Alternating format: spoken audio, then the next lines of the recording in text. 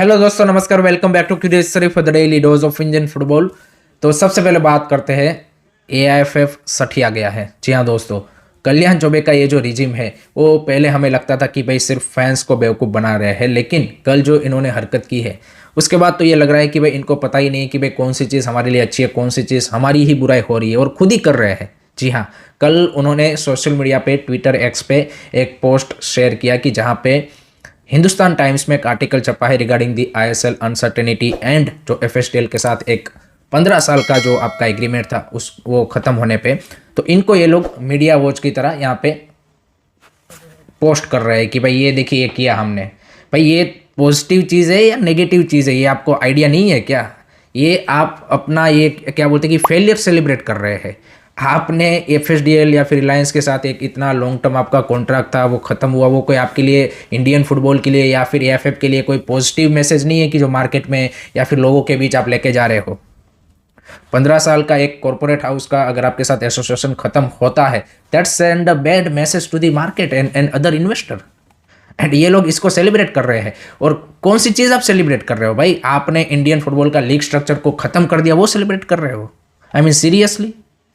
So this is the new law. मतलब अभी तक मेरे को लग रहा था कि ये लोग भाई यहाँ पे एटलीस्ट अपना तो जो यहाँ पे यू कैन से कि फेलियर है उसको तो इस तरह से लोगों के सामने नहीं लाएंगे, लेकिन अब इन्होंने इसको भी एक एज अ पीआर की तरह आई डोंट नो किस तरह से ये लोग यूज़ कर रहे हैं, but that is the situation at the moment at AIFF house, and this is really bad, to be honest. And urgently Indian football need a new leadership. Without that, I think this circus will go on. आपके क्या thoughts है, आपकी क्या opinion है इसके बारे में comment section में भाई ज़रूर बताइएगा। सेकंड, अब बात करते हैं भाई आईएसएल के न्यू मॉडल के बारे में। जी हाँ, तो एआईएफएफ ने भाई यहाँ पे रिसेंटली जो आईएसएल क्लबों ने उनको लेटर लिखा था उसका रिस्पांस दिया है, एंड उसमें वो यहाँ पे एग्री हुए हैं कि जो क्लबों ने एक प्रपोजल रखा था कि भाई हम यहाँ पे अगर आपको कोई रीटेंडर करके भी कमर्शियल पार्टनर नहीं मिलता है तो हम खुद क्लब्स ही यहाँ पे लीग को रन करने के लिए, ओन एंड ऑपरेट करने के लिए रेडी है, एक कंसोर्टियम बना के। तो ये प्रपोजल जो उन्होंने रखा था उसको अब एआईएफएफ ने यहाँ पे डिस्कशन के लिए एग्री हो गए हैं। एंड जो एआईएफएफ के यहाँ पे डिप्यूटी जनरल सेक्रेटरी है एम सत्या, उन्होंने बोला है कि 20 तारीख को एआईएफएफ की एजीएम मीटिंग है, तो उससे पहले हम लोग यहाँ पे बातचीत कर लेते हैं और किस तरह का ये यहाँ पे मॉडल बन सकता है उसके ऊपर कुछ टर्म्स में भी एग्री कर लेते हैं, ताकि हम एजीएम में एक प्रपोजल रख पाए and then we can move forward with it. But still there are a lot of things need to be discussed, and जो क्लब्स है उनकी ओर से भी यहाँ पे नो डाउट उन्होंने कंसोर्टियम बनाने के लिए एग्री किया है, बट उनके जो डिफरेंट क्लब्स के ओनर है और किस तरह का मॉडल के लिए वो एग्री होंगे वो अभी भी चैलेंजेस है। बिकॉज यहाँ पे क्लबों ने एक और डिमांड एआईएफएफ के सामने रखी थी कि जो लीग के रिगार्डिंग क्लोजेस है आपके कॉन्स्टिट्यूशन में उसको पहले आपको हटवाना पड़ेगा। तो वो तो ऑब्वियसली पहला चीज़ है, एंड उसके लिए यहाँ पे सुप्रीम कोर्ट से भी कब तक डायरेक्शन मिलता है कि क्या वो सुप्रीम कोर्ट अलाउ करता है कि हाँ भाई आपका top league should not be own and operated by only AIFF, उसमें आप क्लब का ओनरशिप या फिर किसी और कमर्शियल पार्टनर का ओनरशिप भी रख सकते हो, वो पॉइंट भी होगा। फिर promotion delegation is another big topic की जो यहाँ पे क्लब्स एआईएफएफ के सामने रखेंगे कि भाई कब तक इसको यहाँ पे लागू करना है। तो ये सारे चैलेंजेस अभी भी है, ब्रॉडकास्टिंग एंड उसका भी चैलेंजेस रहेगा। तो मेरे को एक बात समझ में नहीं आई कि भाई जब एफएसडीएल ने पहली बार प्रपोजल एआईएफएफ को, पहली मीटिंग जब हुई कॉन्ट्रैक्ट एक्सटेंशन के लिए, तब यही प्रपोजल दिया था, तो आपको उस टाइम पे क्या दिक्कत थी? नो डाउट उस टाइम पे उन्होंने आपको कोई अपफ्रंट स्ट्रेट अवे मनी नहीं दे रहे थे। वो लोग बोल रहे थे कि भाई जो प्रॉफिट एंड लॉस होगा उसमें सभी का भाई जिस तरह से हिस्सा होगा उसी तरह से आपको रेवेन्यू मिलेगा। तो वही एक पॉइंट अगर आप वहाँ पे नेगोशिएट कर लेते तो आपका भी ये सारा जो आप 3-4 महीने से यहाँ पे आपका ये बखेड़ा चल रहा है ये होता ही नहीं भाई।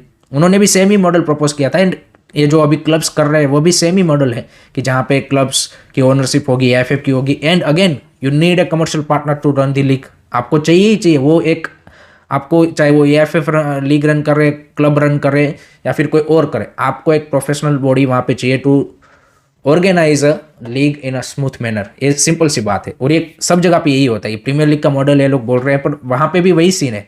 वहाँ पे नो डाउट आपके क्लबों की ओनरशिप है, लेकिन एक प्राइवेट कंपनी ही यहाँ पे जो आपका ऑपरेशनल चीज़ें हैं वो उसको रन करती है, तभी एक स्मूथ तरीके से आप लीग ऑपरेट कर सकते हो।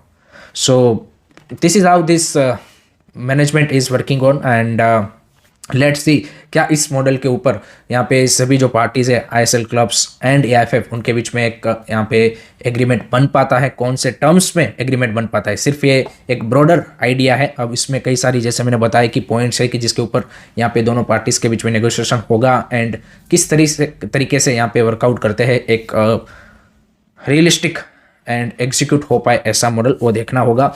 आपके क्या ओपिनियन है इसके बारे में, आपके क्या थॉट्स है, कमेंट सेक्शन में ज़रूर बताइए। थर्ड बात करनी है भाई Bengaluru FC and East Bengal के यहाँ पे फॉर्मर कोच कार्लेस कुदरात, जो कि यहाँ पे अभी फिलीपाइंस में उनकी नेशनल टीम को मैनेज कर रहे हैं। उन्होंने इंडियन फुटबॉल के बारे में एक इंटरेस्टिंग स्टेटमेंट दिया है। उन्होंने बोला है कि Indian football need a OCI players urgently, then and then only उनका यहाँ पे जो एक शॉर्ट टर्म में नेशनल टीम का परफॉर्मेंस है वो इम्प्रूव हो सकता है। उन्होंने फिलीपाइंस का भी सेम चीज़ बोला एंड उसका उन्होंने रीज़न भी दिया जो कि जेन्युइन रीज़न है। उन्होंने बोला कि इंडिया का जो grass root and youth football है, they are light years behind from the European countries like even Cyprus, Denmark, जो कि उतने बड़े कंट्रीज नहीं है in terms of the footballing terms. उनसे भी भाई आपका यहाँ पे जो grass root and youth football है वो काफ़ी ज़्यादा पीछे है। तो उस गैप को फिल करने के लिए अभी भी काफ़ी ज़्यादा टाइम लगेगा। तो in a mean time you can bring OCI player, ताकि आपका एटलीस्ट जो नेशनल टीम का परफॉर्मेंस है वो इम्प्रूव हो पाए। यही एक देखिए OCI प्लेयर लाने का सिंपल सा एक ही यहाँ पे आई वुड से कि मोटिव है कि भाई आपकी तुरंत क्वालिटी इंप्रूव हो जाए नेशनल टीम की, एंड उसी दौरान आप यहाँ पे अपने grass root and youth football के ऊपर जो फोकस है वो ज़्यादा कर पाओ। क्योंकि एक चीज़ इसको अगर आप यहाँ पे जेनरिक टर्म में समझना चाहेंगे, इंडिया में मान लीजिए कि कोई चीज़ नहीं बनती है तो आप क्या करोगे भाई, सिंपल सी बात है, आपको भाई यहाँ पे इंपोर्ट ही करना पड़ेगा उस चीज़ को। तो जब तक आप यहाँ पे वो चीज़ नहीं बना लेते हो तब तक आपको वो चीज़ इंपोर्ट ही करता रहना पड़ेगा। तो ये सेम ही चीज़ है भाई, OCI प्लेयर लाना इज़ बेसिकली आप क्वालिटी प्लेयर्स को इंपोर्ट कर रहे हो ताकि आपकी नेशनल टीम वहाँ पे बेटर करे, and in a mean time you can work on your grass root and youth football. Because आपको भी पता है कि हमारे यहाँ पे जो स्टेक होल्डर्स है AIFF या फिर all the other stake holders, वो यहाँ पे grass root and youth football को कितना प्रायोरिटी देते हैं वो हम सबको पता है।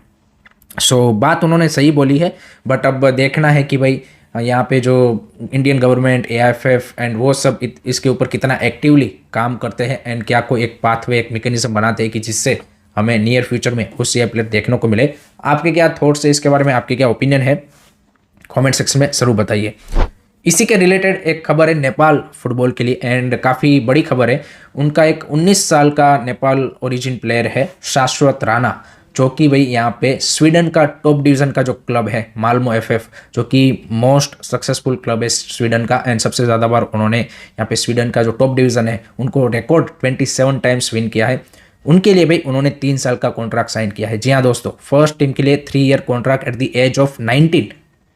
ये है भाई शाश्वत राणा का टैलेंट, जो कि डेनमार्क में बोर्न एंड ब्रॉट अप हुए हैं एंड डेनमार्क के टॉप क्लब FC कोपेनहेगन के लिए भाई वो यहाँ पे यूथ लेवल पे खेल रहे थे एंड अब यहाँ पे उन्होंने स्वीडन के टॉप क्लब के लिए साइन किया है। नेपाल की जो अंडर-20 टीम है उनके साथ उन्होंने भाई यहाँ पे साफ अंडर-20 चैंपियनशिप जब था तब एक ट्रेनिंग सेशन भी कर रखा है। सो आगे जाके definitely he can represent Nepal national team.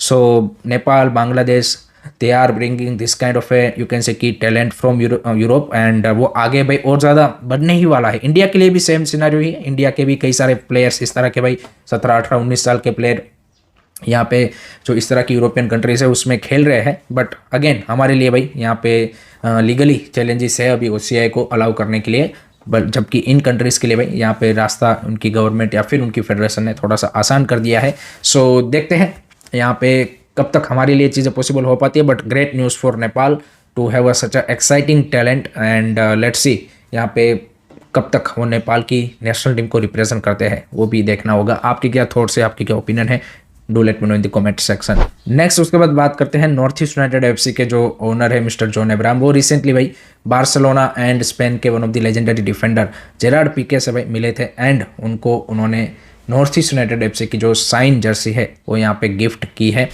And last में भाई यहाँ पे इंडियन वुमेन्स टीम की कैप्टन आशालता देवी को भाई यहाँ पे AFC ने अपनी जो all time AFC Asian cup की ड्रीम 11 है उसके लिए नॉमिनेट किया है। तो आप यहाँ पे आशालता देवी को वोट कर सकते हो AFC की जो ऑफिशियल एप्लीकेशन है या फिर AFC का जो वेबसाइट है वहाँ पे जाके, and Ashalata Devi can feature in the all time women's Asian Cup Dream 11. So that's it from my side guys regarding today's Indian football news. I hope कि आपको वीडियो पसंद आया होगा. Keep supporting Indian football. Don't forget to like, share and subscribe curiosity. जय हिंद, जय भारत.